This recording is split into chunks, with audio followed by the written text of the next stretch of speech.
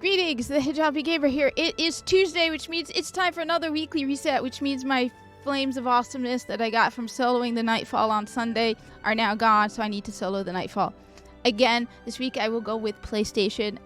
I will try to fix the issue with my Fire Team. I don't know why I had issues with it. Some people could join, some people couldn't. I'm going to see what's going on with Xbox, because I noticed that the whole roster thing is different on Xbox Series X versus Xbox One. So see what's going on. But PlayStation, my PlayStation account is Feline Revolution. I like PlayStation as well. Anyway, for this week, I do not have all the bosses for the Challenge of the Elders, simply because it's Val Araun. And I was very close to beating him, and then I died. And I'm running out of time.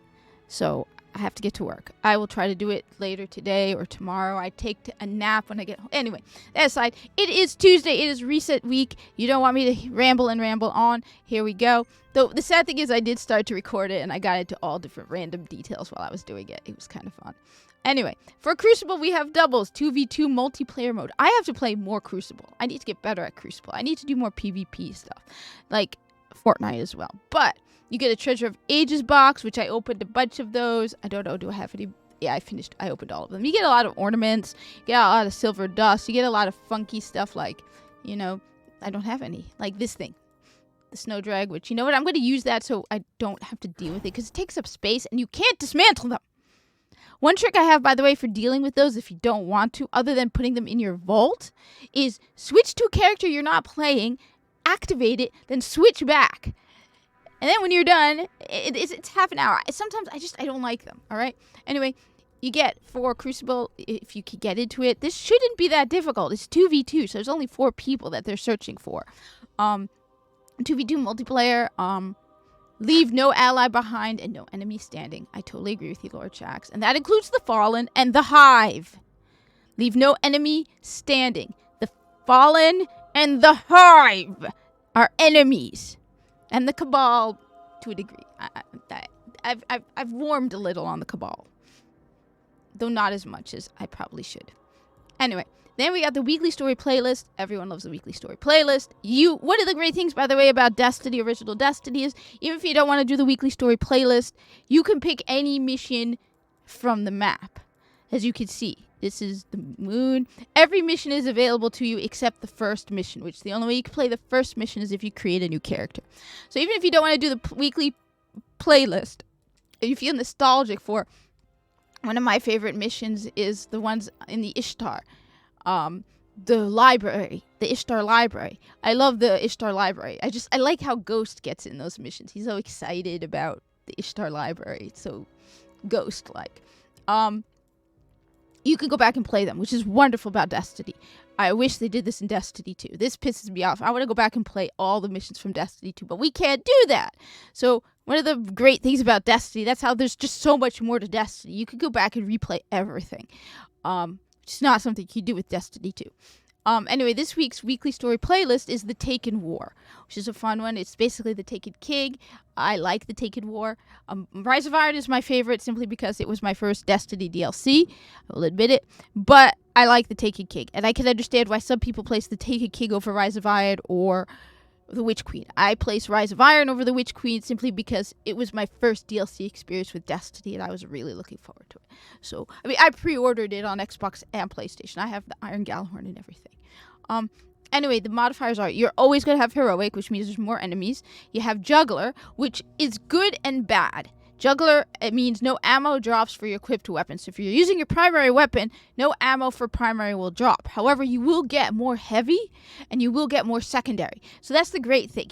I have noticed whenever Juggler's in effect, there's a lot more heavy ammo simply because primary ammo, and when you're using your primary ammo, which is the majority, isn't going to drop. So you need to alternate your weapons, but you will get more heavy, which is nice. Then you have Catapult. Grenade recharge rate is greatly increased. So this is fun. I think I'm going to pop in at least to do it once to get a box, because this is also the best way to farm legendary shards. I've said this. The best way to farm legendary shards is just do this 5 times. You get at least 100 legendary shards and a Treasure of Ages box. Just make sure you're not at 200.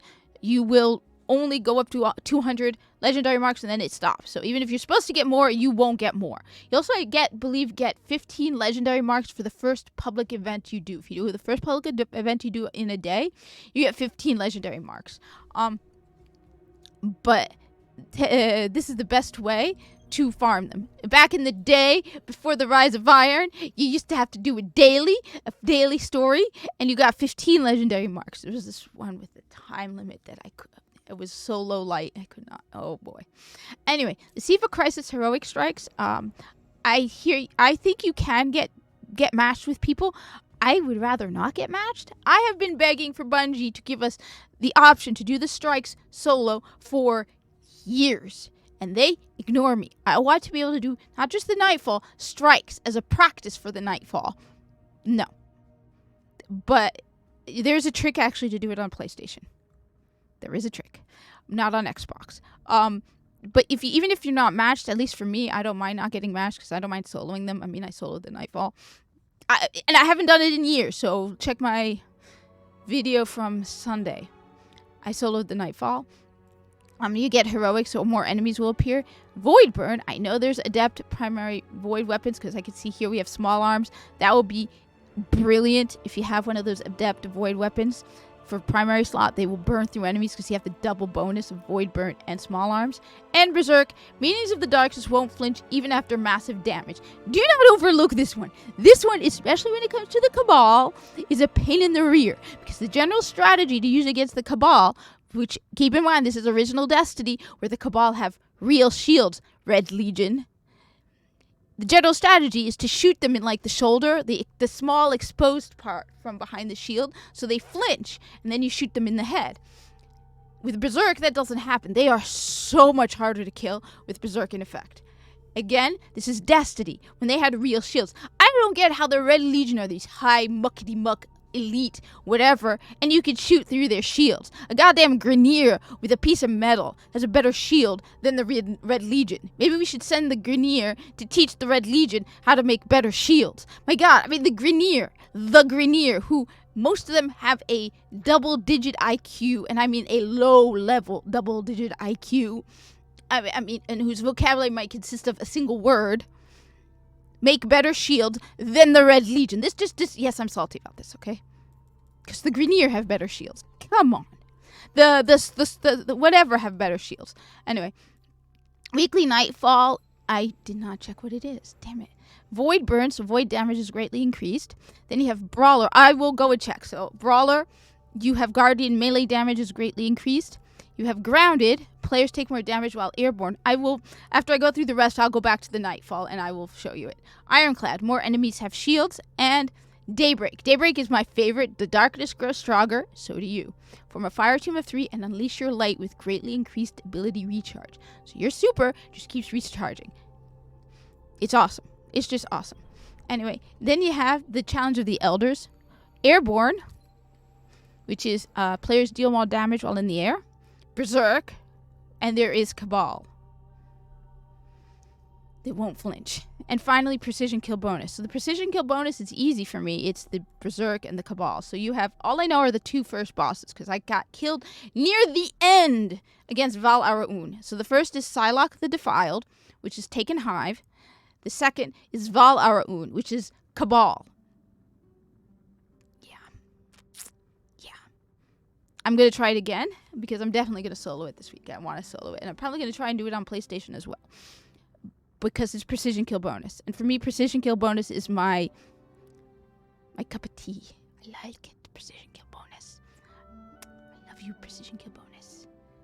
I strive for precision in my headshots, because Destiny has the greatest headshots. And the best of the best are hand cannon headshots against Cabal.